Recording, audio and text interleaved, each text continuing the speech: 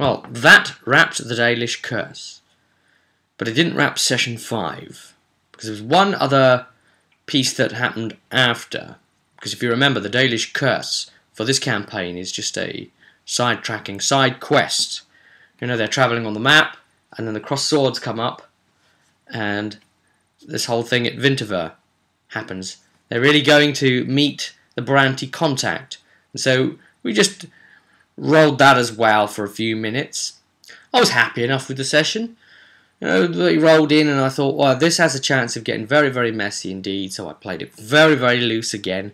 There's a hell of a lot of elements going on. So to be able to keep track of it all without having like massive amounts of time to just prepare everything. And you don't want to prepare too much anyway because your players are just going to throw a spanner in the works on you and just undo everything you've put in place, and then you'll feel a bit resentful. So you know, it's a case of identifying that and not even letting yourself slip into that. So yeah, I played it very, very loose and just had them run into what I think. They gave a few ideas there, suggestions that you could have these things going on in the village for the Mythalan attack. Really be something, you know, like a range of different situations. You know, like the building on fire and things like that. And there's something where they've got to choose. They've got to choose left or right, and you know, the thing they didn't choose is going to possibly play on their consciences, and that's what Dragon Age needs. It needs that heart, that spirit there, doesn't it? So there's a few interesting things happen. I mean, from Karak's part, he got access to the really cool, powerful stunt point thing. You'll notice that they beat down Mythalan quite easily. Their rolls were fairly okay, and Mythalan's rolls were absolutely awful. I mean, oh my goodness. He couldn't do a thing. He was like a puppy dog. Yes, he was dishing out damage to Tanadol, but, I mean, come on, you saw it. He didn't get any of those stunt points till right at the end as he was dying. And I thought, well, you know, he needs a little helping hand. So it suggested there, you know, if he's struggling bringing ads and that sort of thing. Well, Revengers came in. They did. They came in and helped him. They were fighting at the sides. And Tanadol was fighting really well, holding his own, tanking him, not letting him get at Karak, even though Karak was the link bearer. You know, there was no way he could even break out of combat with my initiative breakaway disengage thing that I've created. I mean, if he could have just got a stunt point, he could have done a knockdown or something like that and then gone for Karak, just anything. But it's just, the dice just weren't there. They weren't there, and unfortunately it means that what is, you know, potentially a closer to the wire hard encounter, because he's a boss, was made a bit easier. It was obviously helped a bit by the fact that they left Koalan alive as well, but I suppose it is, again, the experience system is there to support you as a GM anyway, because it's self-fulfilling. Because what it would do is it would say, right, well, you know, if I only think they earned really 100 experience instead of 200 or 300 for that encounter, then I'll just give them that. And so they miss out because they found it easier. So you learn more from defeat or hardship, and so Dragon Age encompasses that. And I'm quite a fan of this system. So hopefully it should sort itself out, but they have got a good whack of experience from the other 4 sessions we've played and things. Even though Mythalan, you know, did manage to output that big AoE thing, the dog went down again. No one said they were technically getting the dog up. And because then he got hit by the burst of flame the last time, just as he died, it was like, well, okay. And he's been hit by other stuff. It's almost like a coup de grace, but we won't quite go there. We'll say, well, you could try and heal him, and I'll let them do that in post, even though they've gone past that because they totally forgot about the dog. But, you know, if they were there, they'd see the dog down, as it were. So I'll give them a chance to try and save it in post, but instead it'll be a target number 15 heal to save it. Anyone who wants to try.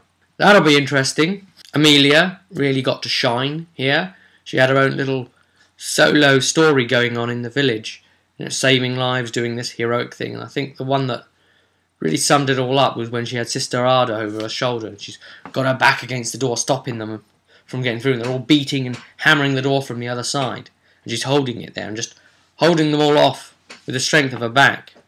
And obviously, once Mythalan falls, all the beatings on the door stop as well. Anyway. And, you know, she held out, and she was a hero to the people in her own way. You know, she's got to really present her character, represent it well. Give major props to Laurie on that. You know, he really saw his character's direction, took it, and you know, made a star of himself there. I was very impressed. So then we come to Paydar, who... It was always going to be interesting, wasn't it, what was going to happen with him at the Mathalan battle. I was almost expecting him to outright turn around and say, well, yeah, I just want to change then. But, I mean, yeah, there was always the chance that he could have become the Abomination, but it would have effectively meant losing him as a player in the party. So, I kind of more wanted it to be more the player's choice, somewhat.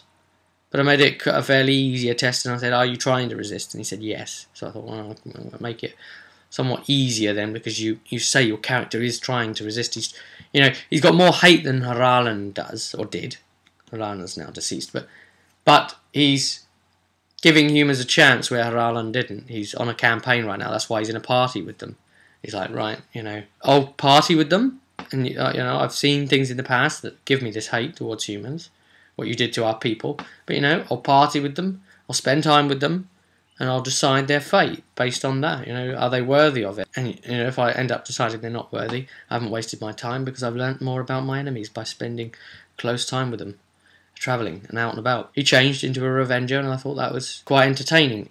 However, he didn't really get a chance to be entertaining, because he didn't get a chance to do very much at all against Karak, who he kept insisting he wanted to attack, because Karak had that great big "you must do a test to even be able to attack me" thing going on.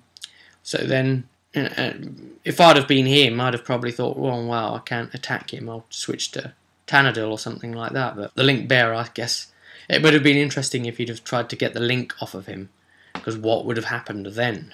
And the dice just weren't there for the things fighting them, and I didn't fudge one roll. I've got a policy that I let the dice fall where they will. And if they fall bad for the players, I'm not going to keep them alive, unless it's hokey. A stupid hokey module thing that's just like stupidly hokey.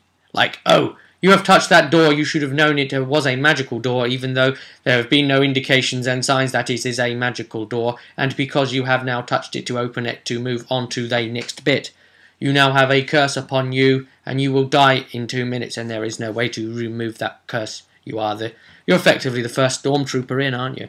Oh yeah, that's hokey death. You don't want that, that's cheap. But, if the dice go bad against you, that's life sometimes, We're all rolling dice in our own ways.